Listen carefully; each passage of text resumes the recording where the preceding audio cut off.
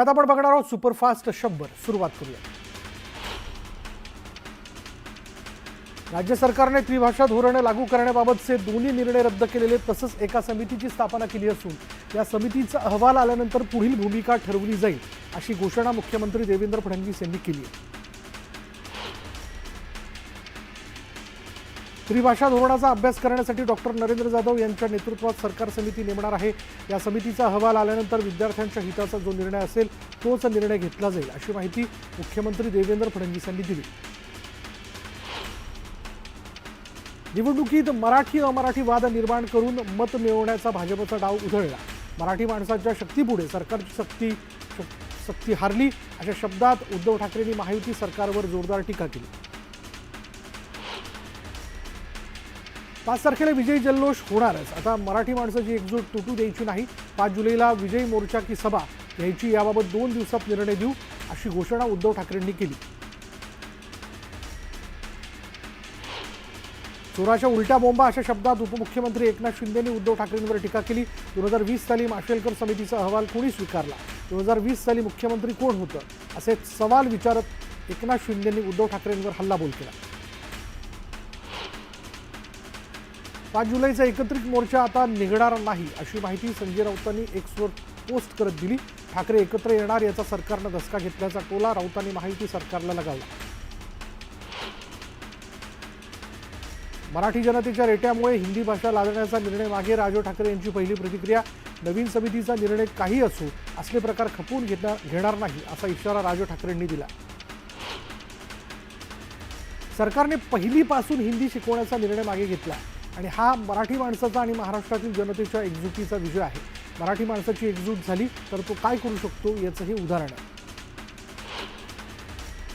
राज ठाकरे उद्या सकाळी 11 वाजता बैठक घेणार आहेत. मनसेच्या नेत्यांसोबत राज ठाकरे चर्चा करणार असून राज ठाकरे उद्या माध्यमांशी बोलण्याची शक्यता आहे. डॉक्टर रघुनाथ माशेलकर समितीनं 1ली ते 12वी पर्यंत मराठी, इंग्रजी आणि हिंदी या 3 भाषांचं शिक्षण अनिवार्य करण्याची शिफारस केली होती असं मुख्यमंत्री फडणवीसांनी सांगितलं. आणि यावेळी बोलताना त्यांनी माशेलकर समितीमध्ये डॉक्टर भालचंद्र मुणगेकरही होते असं वक्तव्य केलं होतं आणि त्यावर डॉक्टर मुणगेकर यांनी स्पष्टीकरण दिलं. या समितीत मी नव्हतो, मुख्यमंत्र्यांनी माझं नाव घेऊ नये असं आवाहन त्यांनी केलं. मुंबईतल्या शिवाजी पार्क परिसरातील राज ठाकरेंच्या घराबाहेर मनसे कार्यकर्त्यांनी एकत्र येत फटाके फोडले आणि जल्लोष केला. सरकारचा हा निर्णय म्हणजे मराठी माणसाच्या एकजुटीचा निर्णय असल्याची भावना मनसे कार्यकर्त्यांनी व्यक्त केली. त्रिसूत्री धोरणाचा GR रद्द झाल्यानंतर मनसे कार्यकर्त्यांनी गुणरत्न सदावर्तेंच्या घरासमोर जल्लोष केला. त्रिसूत्री धोरणाला सदावर्तेंचं समर्थन होतं. दरम्यान मनसे कार्यकर्त्यांनी जल्लोष करत सदावर्तेंना डिवचलं. त्रिभाषा धोरणासंदर्भातील GR रद्द करण्यात आल्यानंतर मुंबईच्या दादर परिसरात मनसैनिकांनी जल्लोष केला. फटाके फोडत मनसैनिकांनी आनंद साजरा केला. पुणे शहरात महाराष्ट्र नवनिर्माण विद्यार्थी सेनेच्या पदाधिकाऱ्यांनी फटाके फोडून लाडू वाटत आनंदोत्सव साजरा केला. विद्यार्थी मनसे सेनेचे शहराध्यक्ष आणि कार्यकर्ते यावेळी उपस्थित होते. संत तुकाराम महाराजांच्या पालखी सोहळ्यातील मानाच्या अश्वाचं दुसरं गोल रिंगण इंदापुरात पार पडलं. झेंडेकरी, हांडेकरी, त्याचबरोबर तुळशीधारक महिला, विणेकरी, टाळकरी, त्याचबरोबर पखवाज वादक यांनी भक्तिमय वातावरणात प्रदक्षिणा पूर्ण केली. संत श्रेष्ठ ज्ञानेश्वर महाराजांच्या पालखी सोहळ्यात फलटणमधील समाज आरतीला विशेष महत्त्व. शेकडो वर्षांपासून माऊलींच्या पालखींसोबत चालणाऱ्या शेकडो मानाच्या दिंड्या, फडकरी, गडकरी आणि लाखो वारकऱ्यांच्या समस्या सोडवण्याची ही वेगळी पद्धत आहे. तसंच समस्यांकडे लक्ष वेधण्याकरता टाळ वाजवून आंदोलनही केलं जातं. संत ज्ञानेश्वर महाराजांची पालखी पंढरीच्या वाटेवर आहे. सध्या पालखी सातारा जिल्ह्यात आहे. पंढरीच्या वाटेवर वारकरी भजन, भारूड, गवळण गात विठुरायाच्या भक्तीत तल्लीन झालेत. महिला वारकरीही विठुरायाच्या भक्तीत रंगून गेले.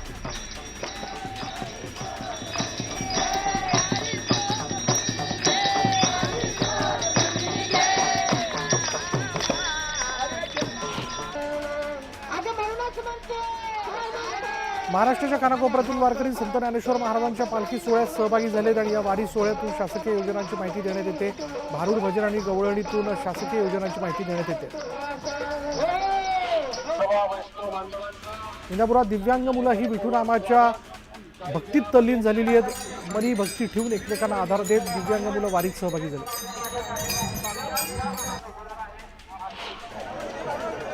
संत तुकाराम महाराजांच्या वारीत अनेक वारकरी सहभागी झाले. 64 वर्षांचे वारकरी वारीत लाठ्या काट्यांचा खेळ करतायत. तरुणांनाही लाजवेल अशा कसरती 64 वर्षांचे वारकरी करतात. संत सोपान काका महाराजांची पालखी पंढरीच्या मार्गावरती आहे. बारामतीचा मुक्काम आटपून पालखी पंढरपूरकडे रवाना झाली आहे. बारामती तालुक्यातील पिंपरी लिमटेक इथं संत सोपान काका महाराजांच्या पालखीभोवती मेंढ्यांचं गोल रिंगण पार पडलं. संतश्रेष्ठ गजानन महाराजांच्या पालखीचं सिद्धेश्वर नगरीत मोठ्या उत्साहात स्वागत करण्यात आलं. सोलापुरातील महाविद्यालयीन तरुणींनी कपाळावर विठू नामाचा टिळा आणि हातात गुलाबाच्या पाकळ्या घेऊन संतश्रेष्ठ गजानन महाराज यांच्या पालखीचं भक्तिमय वातावरणात स्वागत केलं. वारकरी सौभाग्यालंकार म्हणून ओळखले जाणारे कुंकू आणि विठुरायाच्या बुक्का खरेदी करण्याकरता ते प्राधान्य देतात आणि पिंजर कुंकवाला अधिक पसंती देत असल्यानं हे पहिल्या दर्जाचं कुंकू पंढरपूरमध्येच मोठ्या प्रमाणात बनवलं जातं. हळदीच्या आणि स्टार्चपासून बनवलेल्या कुंकवास भाविकांकडून मोठी मागणी असते. श्री धारेश्वर संस्थान पंचकृषीतील दिंडीचा मुक्काम चिखली मतदारसंघातील फलटणमध्ये होता आणि यावेळी आमदार श्वेता महालेंनी दिंडीत फुगडी खेळण्याचा आनंद लुटला आणि यावेळी मोठ्या संख्येने वारकऱ्यांची उपस्थिती होती. जळगाव जिल्ह्यात पावसाने हजेरी लावली आणि यामुळे मका पिकाचं नुकसान होण्याची शक्यता असल्यानं शेतकरी चिंतेत सापडले. दरम्यान शेतकऱ्यांकडून मका पिकावर फवारणी करण्यात येते. नंदुरबार जिल्ह्यातल्या अक्कलकुवा तालुक्यातील घाट परिसरातील वातावरण पावसानं आल्हाददायक झालंय. देवगुई घाटासह सर्वत्र सुरू असलेल्या पावसाने या ठिकाणचे छोटे धबधबे देखील ओसंडून वाहू लागले. सिंधुदुर्गच्या आंबोलीमध्ये पर्यटकांनी मोठ्या संख्येनं गर्दी केली आहे आणि यावेळी उंचीवरून कोसळणारा धबधब्याचा आनंद पर्यटक घेत आहेत. दरम्यान आंबोली घाटातील रस्त्यावर वाहनांच्या रांगा लागल्यानं पर्यटकांना अडचणींचा सामना करावा लागतो. वर्ध्यात झालेल्या मुसळधार पावसामुळे आलोडा वायगाव रस्त्यावरील पूल वाहून गेला. गेल्या 5 वर्षात 5 वेळा हा पूल वाहून गेला आणि यामुळे विद्यार्थी आणि शेतकऱ्यांना हे त्रासदायक ठरतंय.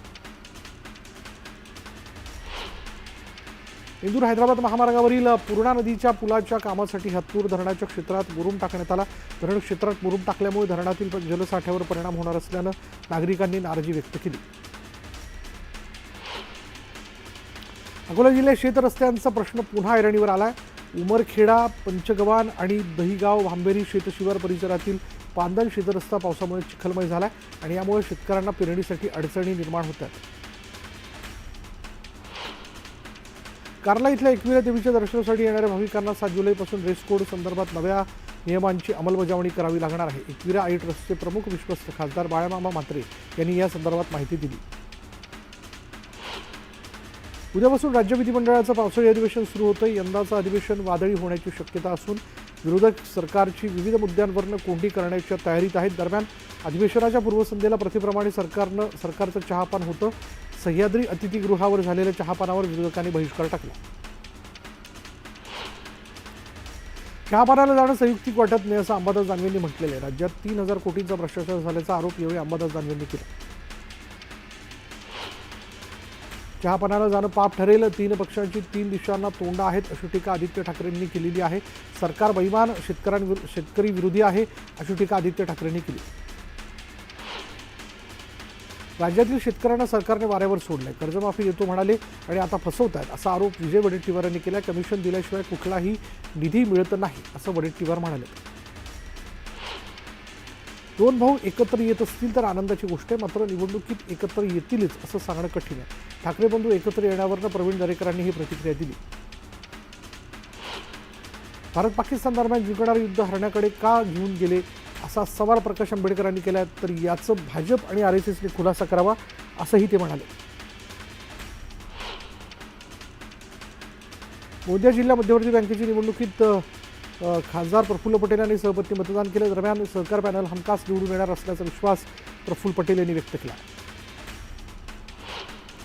गोपीचंद पडळकरांची किल्ले रायगडाला गोपीचंद पडळकरांनी भेट दिली आणि यावेळी त्यांनी धनगर समाजाच्या नागरिकांसोबत संवाद साधला. दरम्यान किल्ल्यावर धनगर समाजाकडून अतिक्रमण केलं नसल्याचं त्यांनी म्हटलं. तर याचा अहवाल मुख्यमंत्र्यांकडे सादर करणार असल्याचंही ते म्हणाले.